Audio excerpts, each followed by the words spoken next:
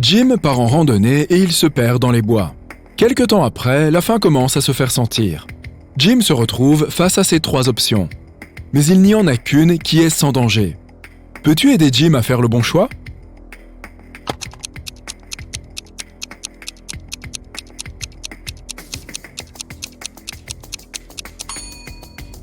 Toutes les traces de pas se dirigent vers cet arbuste. Mais il n'y en a pas une qui s'en éloigne. Les baies sont probablement toxiques. Il y a un scorpion qui rôde autour de ces bananes appétissantes. Jim devrait se servir sur le pommier. Timmy prépare son sac pour une randonnée en montagne. Que peut-il laisser à la maison ?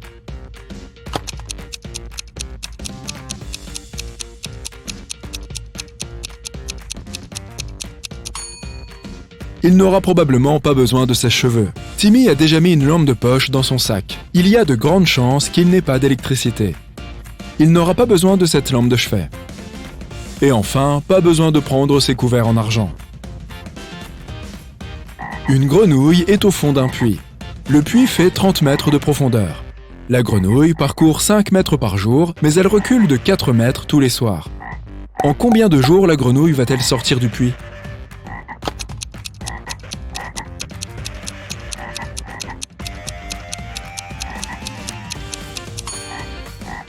26 jours.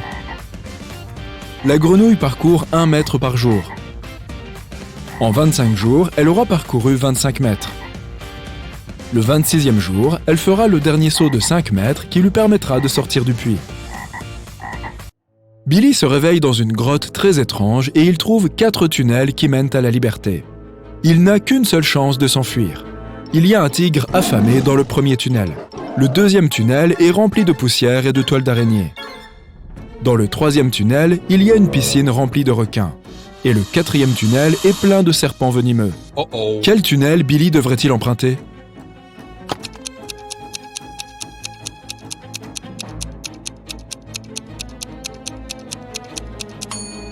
Billy devrait choisir le 2e tunnel.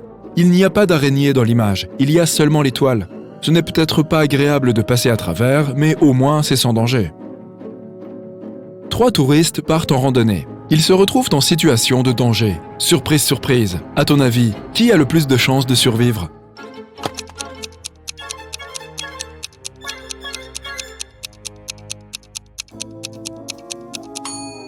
La 3e personne.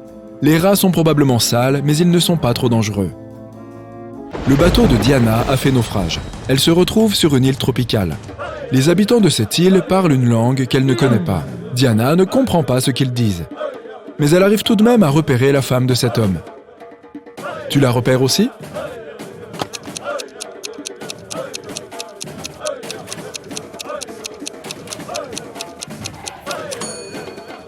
C'est la 3e dame. Ils ont des tatouages semblables.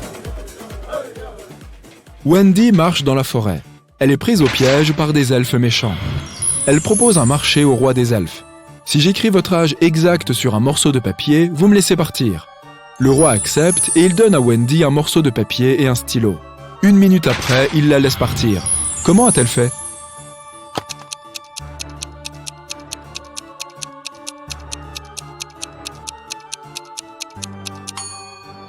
Wendy a fait exactement ce qu'elle avait promis. Elle a écrit votre âge exact sur le morceau de papier. Elle est futée. Stan marche seul dans une ville hantée. Il trouve un bon endroit pour faire un TikTok. Mais malheureusement, il tombe dans une cave. Stan regarde autour de lui et il trouve 4 portes de sortie. Il y a un dragon affamé derrière la première porte. La 2e issue est remplie de feu. Il y a un désert plein de piranhas affamés derrière la 3e porte et des serpents venimeux l'attendent derrière la 4e porte. Quel passage est le plus sûr ?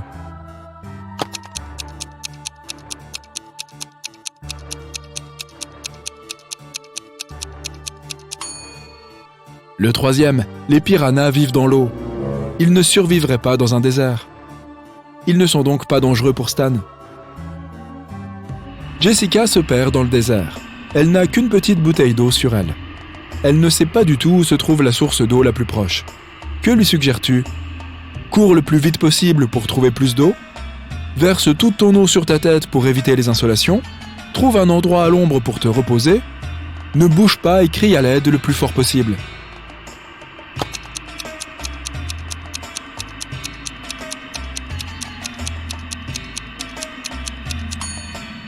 La meilleure option est la troisième. Dès qu'il fera noir et plus frais, Jessica pourra aller à la recherche d'eau et de secours. Tilda embarque sur un jet privé. L'équipage la salue. Elle repère immédiatement qu'il y a un imposteur parmi les membres de l'équipage. Tu le vois aussi ?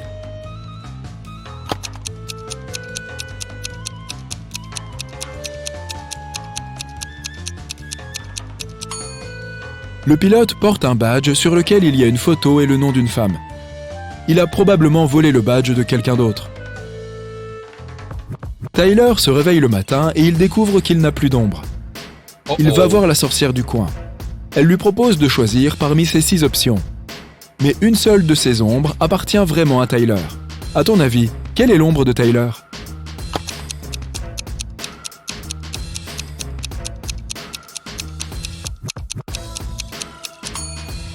La première ombre est la seule qui convient. Nina et Sarah adorent nager. Mais l'une des deux est en train de faire une grosse erreur. Qui donc ?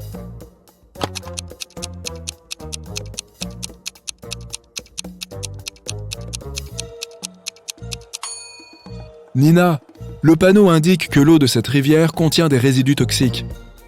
Pendant ce temps, Sarah fait tranquillement du surf. Kyle et Betty se rendent dans un village isolé pour y passer un week-end romantique. Ils remarquent une petite ferme très mignonne sur la route et ils s'arrêtent pour acheter des grenades. Ils font un pique-nique et ils dégustent leurs fruits. Chacun mange une moitié de grenade. 10 minutes plus tard, Kyle tombe très malade. Betty l'emmène à l'hôpital. Les docteurs font une batterie d'examens et ils concluent « La grenade était empoisonnée ». Kyle et Betty ont mangé la même nourriture et ont bu les mêmes boissons toute la journée. Comment est-ce possible que Betty se sente bien ?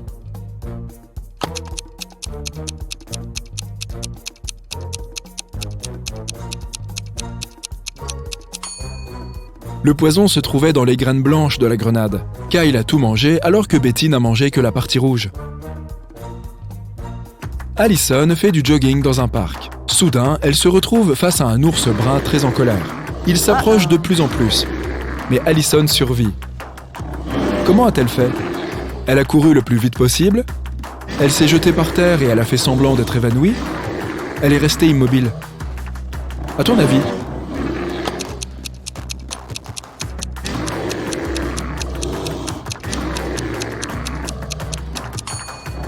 Généralement, les ours bruns n'attaquent l'homme que lorsqu'ils sont surpris ou ils se sentent menacés. Allison s'est jetée par terre et l'ours ne l'a pas considéré comme un danger. Peter fait une randonnée au milieu de nulle part. Soudain, il remarque un tigre au loin. Il essaye de ne pas paniquer et de chercher un lieu où se cacher. Il a 3 options, mais une seule option est moins dangereuse que les autres. Peux-tu l'aider à faire le bon choix ?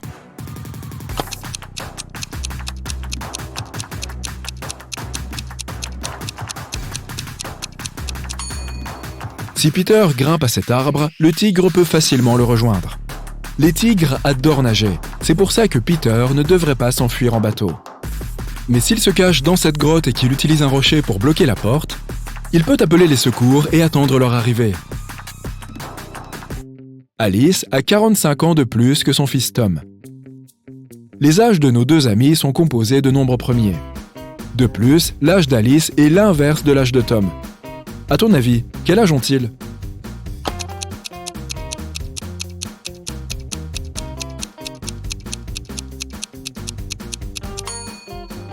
Les seuls nombres premiers à un chiffre sont 2, 3, 5 et 7. Voici une liste d'âges possibles.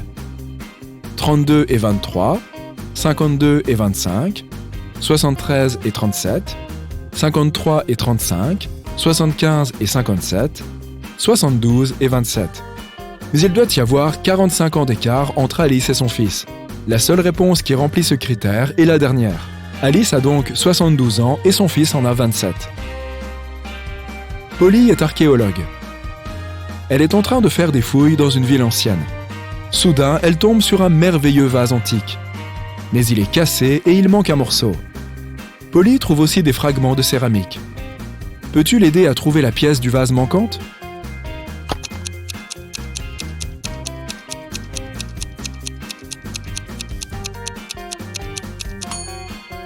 Le quatrième fragment correspond parfaitement.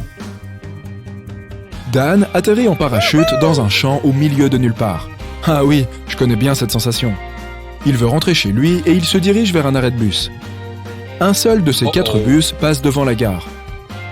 Lequel, à ton avis?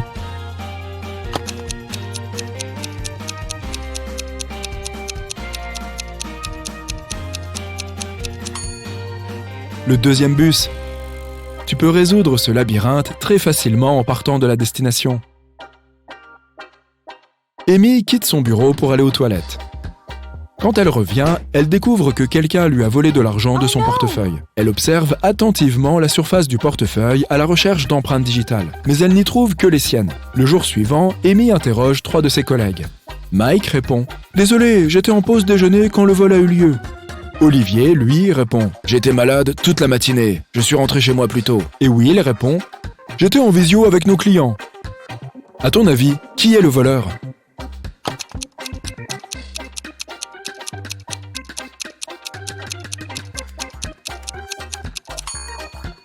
C'est Olivier, regarde sa poubelle. Il a utilisé des gants pour voler l'argent et il les a ensuite jetés. C'est un voleur assez maladroit.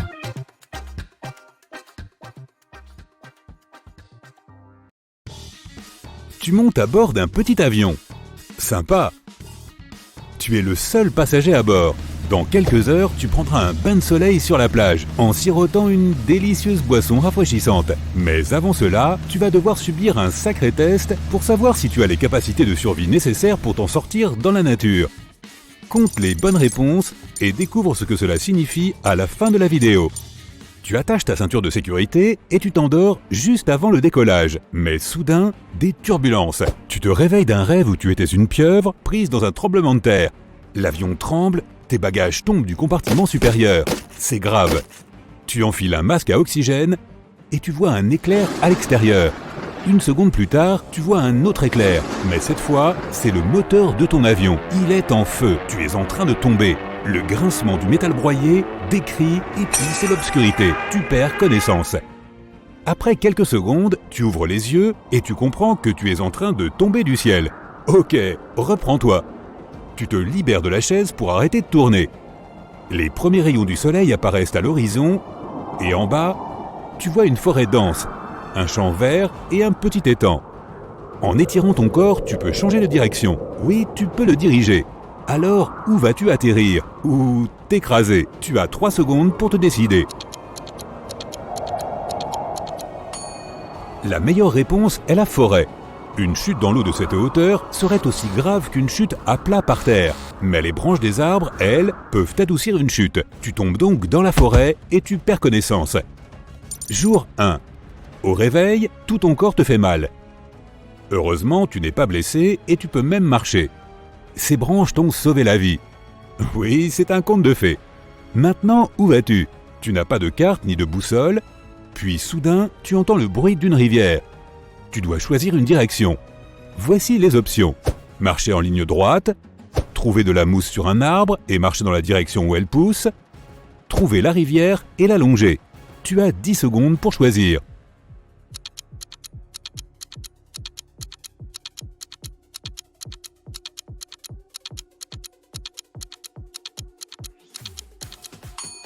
Ne va pas tout droit si tu ne veux pas te perdre et tourner en rond.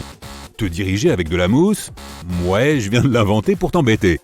Tu dois suivre la rivière. Elle te mènera à un étang ou un lac et il y aura peut-être des gens là-bas, ou une route, ou au moins n'importe quel type d'indication. Jour 2. Tu arrives en effet à un lac, mais il n'y a aucun signe de civilisation. Et maintenant, peut-être remonter la rivière? En chemin, tu t'évanouis à nouveau. Tu te réveilles et il fait froid. Alors tu bois un peu d'eau de la rivière et tu essaies de faire un feu. Tu ramasses des brindilles sèches, des broussailles, de l'écorce de bouleau et de la mousse. Oh chouette! Un briquet à essence et un morceau de papier étaient dans ta poche. Quelle est la meilleure façon d'allumer un feu? Fais un tas avec les branches et verse l'essence dessus. Mets des morceaux de papier dans les branches et allume-les. Forme un triangle avec les branches, place de l'écorce de bouleau dessous et allume-le. Tu as 7 secondes pour te décider et il commence à faire très froid.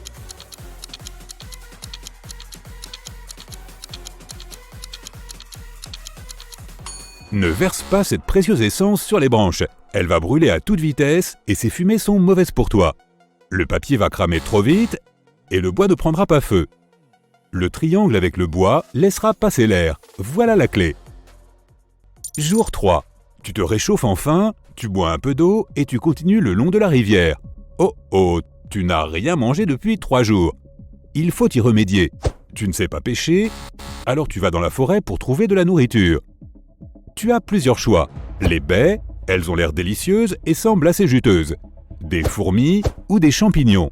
Tu as 7 secondes, choisis judicieusement.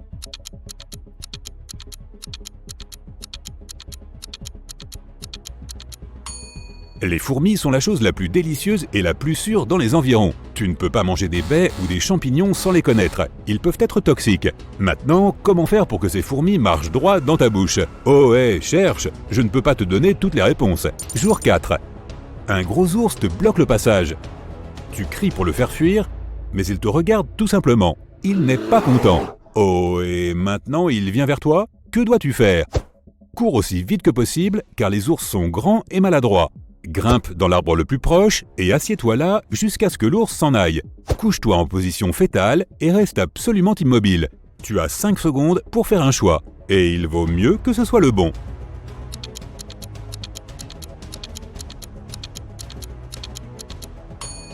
Les ours sont rapides et peuvent grimper aux arbres comme s'ils étaient de gigantesques écureuils. La bonne décision est de faire semblant de dormir. L'ours verra que tu n'es pas une menace et passera probablement à côté de toi.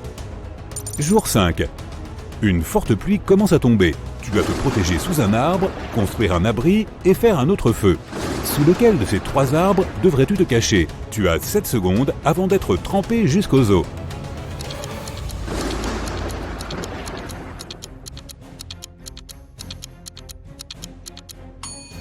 L'arbre de gauche est pourri et risque de s'effondrer à tout moment. Il y a un serpent qui rampe dans l'arbre de droite. Venimeux ou pas, ça ne vaut pas le coup de prendre le risque. L'arbre du milieu est parfait. Jour 6. Ton estomac commence à gronder. Ces fourmis n'étaient pas vraiment rassasiantes. Tu décides d'attraper un poisson à tout prix. Ah ah! Tu pourrais utiliser un morceau de tes vêtements comme appât. Mais où trouver du fil de pêche? Tu as 10 secondes pour le faire.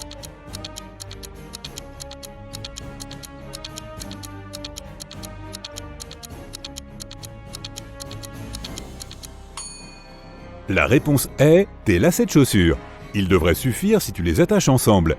Après une longue journée de pêche, tu en attrapes enfin un. Soirée sushi. Jour 7. Ton périple le long de la rivière continue. Devant toi, tu vois que la rivière se divise en 2 petits ruisseaux. Il faut prendre une décision. Gauche ou droite? Cela pourrait signifier survivre ou pas. Tu as 7 secondes pour choisir ton destin.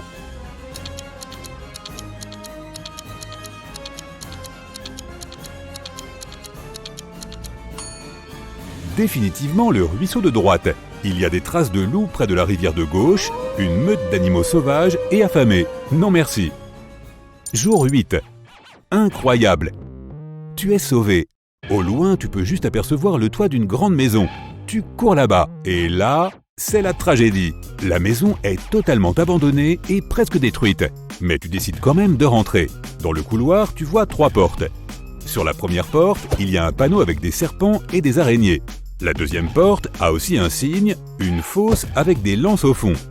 La troisième porte a un signe d'éclair, probablement des trucs à haute tension là-dedans. Quelle pièce dois-tu choisir?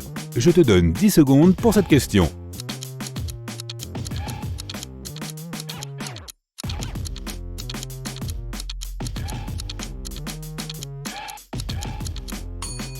Va vers la troisième porte. La maison est abandonnée, donc l'électricité a probablement été coupée depuis des années. Tu décides de passer la nuit ici, de te reposer et de repartir demain matin, même si c'est super flippant. Jour 9. Il est temps de reprendre la route. Dans la maison, tu trouves un morceau de miroir cassé et tu le prends juste au cas où. Tu marches depuis des heures, mais la rivière ne semble mener nulle part. Puis, tu entends un bruit magique. Tu lèves les yeux, un hélicoptère. Tu as besoin qu'il te voie, mais il n'y a pas le temps d'allumer un feu. Que peux-tu faire? L'hélicoptère est sur le point de repartir. 5 secondes.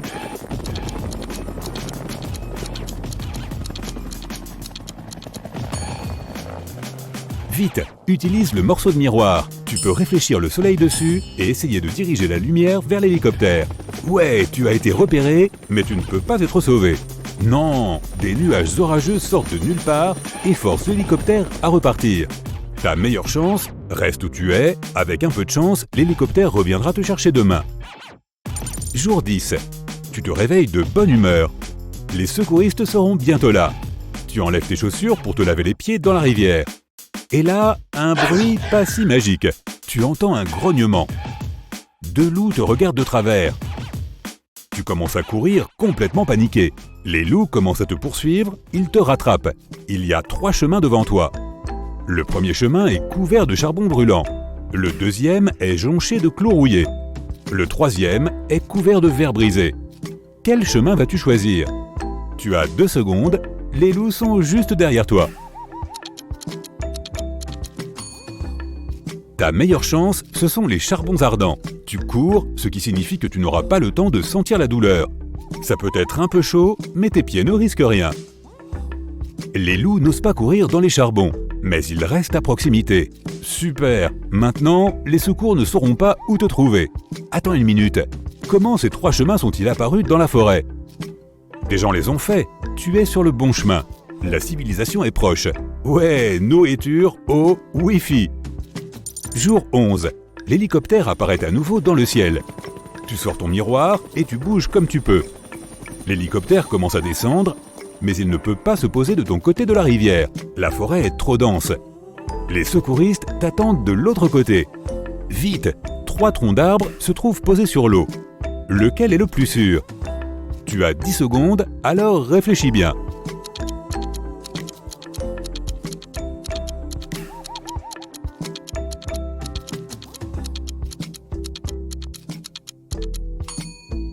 Le premier morceau de bois semble vieux. La rivière pourrait l'emporter à tout moment.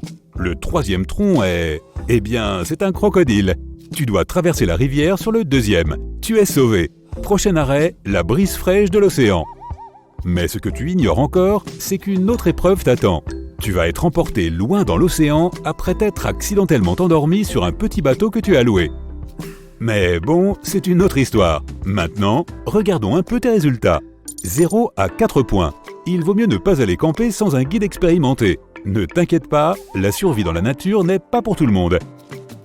5 à 9 points. Pas mal.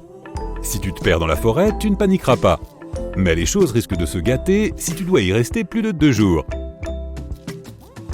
10 à 12 points. La vie sauvage est ta seconde maison. Si les choses tournent mal, tu peux camper dans les bois pour toujours. Essaie tout de même d'éviter cette partie où tu tombes de l'avion sans parachute.